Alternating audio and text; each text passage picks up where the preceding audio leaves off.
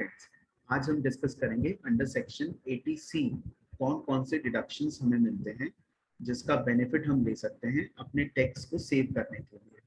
देखिए, ये जो अंडर सेक्शन 80C है, इसकी तरफ से गवर्नमेंट ने आपको एक लिमिट दे रखा है कि मैक्सिमम जो लिमिट है इस सेक्शन का वो 1,50,000 रुपीज का है। 1,50,000 रुपीज का डिडक्शन हम मैक्सिमम जो है वो क्लेम कर सकते हैं। जैसे हमारी इनकम यदि ईयरली 10 लाख रुपीज है, तो उस 10 लाख रुपीज की इनकम में से यदि आपने 80C के अंदर किसी भी तरह का कोई भी इन्वेस्टमेंट किया है, तो आप 1,50,000 रुपीज का मैक्सिमम डिडक्शन क्लेम कर सकते हैं। और 10 लाख रुपीज की आपकी इनकम में से 1,50,000 रुपीज माइनस करके 8,50,000 रुपीज जो बैलेंस बचेगा, उसके ऊपर फिर आगे गवर्नमेंट जो है वो टैक्स कंप्यूट करना स्टार्ट करेगी। तो इस तरह से आप अपनी टैक्सेबल इनकम को कम करके अपने टैक्स को सेव कर सकते हैं। अब कौन कौन सी चीजें ऐसी हैं जहां जो 80C के अंदर कवर होती हैं जिसका आप बेनिफिट ले सकते हैं। देखिए, सबसे पहली चीज जो इसमें आती है वो आती है लाइफ इंश्योरेंस प्रीमियम। जो भी लाइफ इंश्योरेंस प्रीमियम आप परचेज करते हैं किसी पर्टिकुलर ईयर में, और आप उसके लिए जो प्रीमियम पे कर रहे हैं, प्रीमियम की बात हो रही है, जितना आपने प्रीमियम दिया है इंश्योरेंस कंपनी को, लाइफ इंश्योरेंस प्रीमियम कंपनी को, उस अमाउंट को आप क्लेम कर सकते हैं under section 80C subject to the limit of maximum 1,50,000 rupees. तो यदि आप लाइफ इंश्योरेंस पॉलिसीज लेते हैं तो उसका जो भी आप प्रीमियम पे करते हैं उसको अंडर सेक्शन 80C आप एज अ डिडक्शन क्लेम कर सकते हैं। इसके बाद जो सेकेंड चीज इसमें आती है वो आती है म्यूचुअल फंड्स। हम में से कुछ लोग म्यूचुअल फंड्स में भी इन्वेस्टमेंट्स करते हैं। वो जो म्यूचुअल फंड्स हैं उसमें भी यदि आप इन्वेस्टमेंट्स कर रहे हैं तो उसका डिडक्शन आप क्लेम कर सकते हैं इस अंडर सेक्शन 80C के अंदर। इसके अलावा कुछ यूनिट लिंक इंश्योरेंस प्लान भी होते हैं। वो इंश्योरेंस प्लान जो है उसका डिडक्शन भी हम ले सकते हैं हमारे इंटर सेक्शन 80C के अंदर। यूनिट लिंक इंश्योरेंस प्लान को शॉर्ट फॉर्म में यूलिप भी बोला जाता है, जो शेयर मार्केट में जिसका मनी जो है वो लगता है। तो ये सारी चीजें जो है, शेयर मार्केट में मनी लगने का मतलब ये नहीं कि जो आप इन्वेस्टमेंट करते हैं शेयर में, जो आपने यूनिट लिंक इंश्योरेंस प्लान किसी इंश्योरेंस कंपनी से परचेज करे हैं और फिर वो उस मनी को शेयर मार्केट में इन्वेस्ट करती है, जिससे कि वो जो भी रिटर्न आता है वो आपको दे दिया जाता है। ये इंश्योरेंस प्लान रहता है, क्योंकि साइड बाय साइड इसमें एक आपके इंश्योरेंस को कवरेज भी मिल जाता है, प्लस उस मनी को वो लोग शेयर मार्केट में इन्वेस्ट कर देते हैं। आप ये मत सोचिएगा जो हम अपने खुद के शेयर्स खरीदते बेचते रहते हैं वो इसके अंदर आते हैं, उसके लिए अलग हेड है, वो कैपिटल गेन के अंदर आता है। तो ये जो डिडक्शंस हैं, डिडक्शंस में जो यूनिट लिंक इंश्योरेंस प्लान है, जो आप परचेज करते हैं किसी कंपनी से, आपने लिया और आप उस कंपनी ने आपको ये बताया कि जो आप ये फंड हमें दे रहे हैं उसको हम इन्वेस्ट करेंगे। देखिए, मोस्टली जो प्लान्स आते हैं वो इसी तरह के प्लान्स होते हैं जिनको कंपनीज जो है वो कहीं ना कहीं इन्वेस्टमेंट करती हैं। अब वो इन्वेस्टमेंट जो है उसमें कितना परसेंटेज शेयर्स में इन्वेस्ट किया जा रहा है, कितना परसेंटेज कुछ सिक्योर्ड फॉर्म्स गवर्नमेंट इन्वेस्टमेंट में किया जा रहा है, वो सब अलग अलग प्लान्स रहते हैं। वो जब आप परचेज करते हैं तो बहुत क्लियरली आपको समझना पड़ेगा कि वो जो मनी है वो कहाँ इन्वेस्ट करेगा, क्योंकि उसके हिसाब से ही रिस्क डिसाइड होता है। कई बार जो इक्विटी में फंड इन्वेस्ट किए जाते हैं वो हायर रिस्क के रहते हैं, लेकिन उनका रिटर्न भी हायर रहता है। ये एक इंडिविजुअल पे डिपेंड करता है कि वो किस तरह के प्लान लेना चाहता है, वो किस तरह का सोच रखता है, क्या वो अपने थोड़ा रिस्क लेना चाहेगा या नहीं लेना चाहेगा।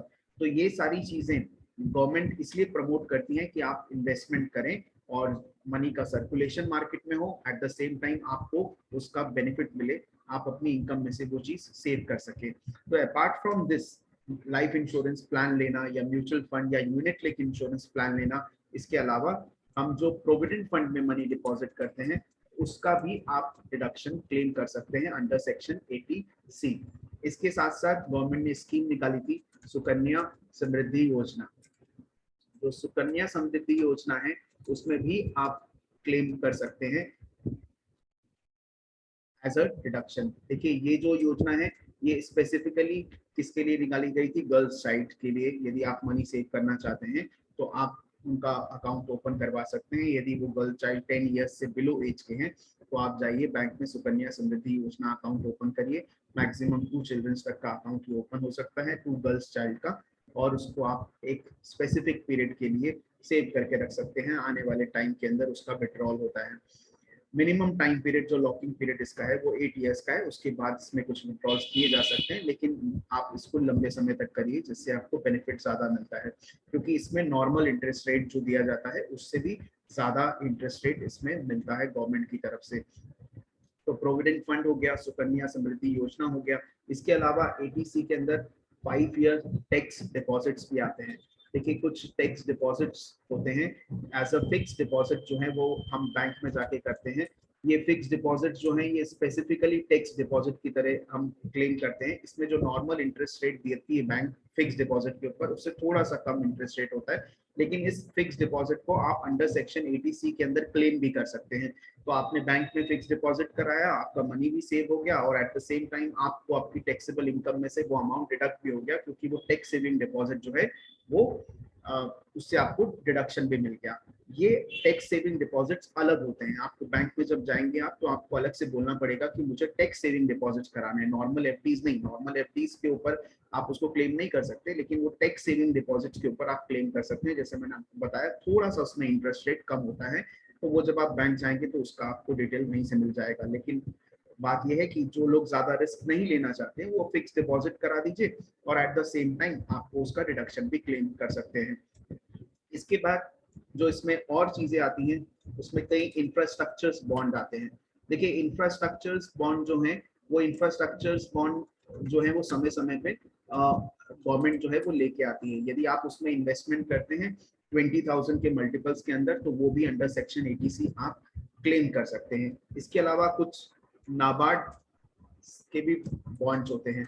नाबार्ड जो है वो national agriculture for rural development जो एक पर्टिकुलर बैंक है उसमें भी कुछ बॉन्ड्स इशू किए जाते हैं, जो आप यदि परचेज करते हैं तो उसका डिडक्शन भी आप क्लेम कर सकते हैं अंडर सेक्शन 80C। इसके अलावा हम बात करें तो नेशनल सेविंग सर्टिफिकेट्स आते हैं जिसका डिडक्शन आप क्लेम कर सकते हैं अंडर सेक्शन 80C। इसका लॉकिंग पीरियड रहता है, इसमें 5 ईयर्स तक मनी लॉक हो जाता है। कि पोस्ट ऑफिस में जाके आप करवा सकते हैं नेशनल सेविंग सर्टिफिकेट्स, और इसमें भी आपको एक सिक्योर्ड रिटर्न मिलता है। एट द सेम टाइम आप अंडर सेक्शन 80C इस मनी को क्लेम भी कर सकते हैं। इसके अलावा हम बात करें तो बच्चों का जो ट्यूशन फीस आप पे करते हैं वो ट्यूशन फीस का जो पोर्शन है वो भी देखिए, जब आप बच्चों की फीस देते हैं स्कूल की तो उसमें अलग अलग पोर्शन होते हैं। ट्यूशन फीस हो गया, फूड का हो गया, कन्वेंस का हो गया, बिल्डिंग फंड हो गया, कुछ अलग अलग हर स्कूल के अपने थोड़े अलग पैरामीटर्स होते हैं। उसमें जो ट्यूशन फीस का कंपोनेंट होता है आप रिसिप्ट देखेंगे तो आपको पता लगेगा जो ट्यूशन फीस का कंपोनेंट है उसका डिडक्शन भी आप क्लेम कर सकते हैं अंडर सेक्शन 80C। तो ये जो डिडक्शन अंडर सेक्शन 80C आपको मिल रहे हैं, इसके अलावा कुछ डिडक्शंस और हैं जो अंडर सेक्शन 80CCC में आते हैं। ये बेसिकली जो पेंशन फंड की हम बात कर रहे हैं, पेंशन फंड ऑफ LIC जो हम करते हैं या जो भी पेंशन फंड्स मार्केट्स में अवेलेबल है उस पे भी आपको डिडक्शन मिल जाता है। इसके अलावा डिडक्शंस होते हैं अंडर सेक्शन 80CCD। इसमें जो एम्प्लॉयर या एम्प्लॉय का कंट्रीब्यूशन है towards the pension fund, employer contribution to pension fund, ये बेसिकली गवर्नमेंट पेंशन फंड जो गवर्नमेंट है स्टेट और सेंट्रल गवर्नमेंट के, उसका डिडक्शन भी आप क्लेम कर सकते हैं अंडर सेक्शन 80CCD। ये जो टोटल सेक्शंस हैं under section 80C, under section 80CCC, under section 80CCD, इन तीनों को मिला के मैक्सिमम जो डिडक्शन आप क्लेम कर सकते हैं वो 1,50,000 कर सकते हैं। देखिए आप लाइफ इंश्योरेंस पॉलिसी तो 2 लाख की ले सकते हैं, लेकिन आपको डिडक्शन जो मिलेगा वो 1,50,000 से ज्यादा नहीं मिलेगा। आप म्यूचुअल फंड आपने परचेज करा, सपोज एक पर्सन है उसने म्यूचुअल फंड इन्वेस्ट करा, उसने हर किसी के अंदर 25,000 रुपीज का इन्वेस्टमेंट यदि कर दिया और ओवरऑल उसने इन्वेस्टमेंट कर दिया 2,50,000 रुपीज का। उसने कुछ लाइफ इंश्योरेंस पॉलिसी ली, उसने कुछ म्यूचुअल फंड में इन्वेस्ट करा, उसके बच्चों की ट्यूशन फीस पे करी, सुकन्या समृद्धि योजना में करा, प्रोविडेंट फंड में डिपॉजिट करा, ऐसे करते करते उसने अलग अलग अमाउंट अलग अलग जगह इन्वेस्ट करा और वो जो उसका टोटल आ रहा है वो 2,50,000 आ रहा है। लेकिन आप मैक्सिमम कितना क्लेम कर सकते हैं, 1,50,000 रुपीज ही क्लेम कर सकते हैं एज अ डिडक्शन। जरूरी है कि वो 10 लाख में से जो आपने कमाया है उसी में से आपने कहीं ना कहीं वो अमाउंट जो है वो 2,50,000 रुपीज इन्वेस्ट करा है। लेकिन आप गवर्नमेंट को ये नहीं बोलेंगे कि मुझे 2,50,000 पे डिडक्शन दे। गवर्नमेंट आपको मैक्सिमम 1,50,000 पे ही डिडक्शन करेगी। 10 लाख में से 1,50,000 ही माइनस करेगी और 8,50,000 रुपए पे टैक्स कंप्यूट होगा। जो आपने एक्स्ट्रा इन्वेस्टमेंट करा है वो आपके इन्वेस्टमेंट की तरह ही काउंट होगा, उसको किसी तरह का कोई डिडक्शन क्लेम आप नहीं कर पाएंगे। तो हम अंडर सेक्शन 80C में 1,50,000 रुपीज तक का डिडक्शन क्लेम कर सकते हैं गवर्नमेंट से। ये बहुत काफी पुराना है, बहुत पॉपुलर है, काफी लोग इसमें इन्वेस्टमेंट करते भी हैं और इसका फायदा भी उठाते हैं। जरूरत यह है कि अब थोड़ा सा इसका लिमिट बढ़ाने की जरूरत है, क्योंकि जिस तरह की चीजें हैं ये काफी सालों से ये 1,50,000 की लिमिट आ रही है। इसको थोड़ा सा गवर्नमेंट को ध्यान और यदि वो दे और इसकी लिमिट इंक्रीज करे तो एक जो मिडिल क्लास पोर्शन है जो जो अपनी सेविंग्स के ऊपर ही काफी हद तक डिपेंडेंट रहता है, उसके लिए ये थोड़ा सा बेनिफिट हो पाएगा। ये तो एक सिर्फ मेरा सजेशन था। बाकी तो गवर्नमेंट जो भी इकोनॉमी को देखती है, करंट इकोनॉमी की सिचुएशन है उसके हिसाब से जो भी करती है वो हर एक गवर्नमेंट अच्छे से अच्छा करने की कोशिश करती है। अपार्ट फ्रॉम दिस, यदि 80C के अंदर आप रिडक्शन नहीं करें हैं तो इस वीडियो की हेल्प से आप कुछ चीजें समझ गए होंगे। आप उसमें डिडक्शंस करें, आप बेनिफिट उठाएं 80C का और अपने टैक्स को सेव करें। आगे के वीडियोस में हम और डिडक्शंस को कवर करेंगे। जब तक आप थोड़ा थोड़ा रोज पढ़ते रहिए और मुस्कुराते रहिए। Thank you very much.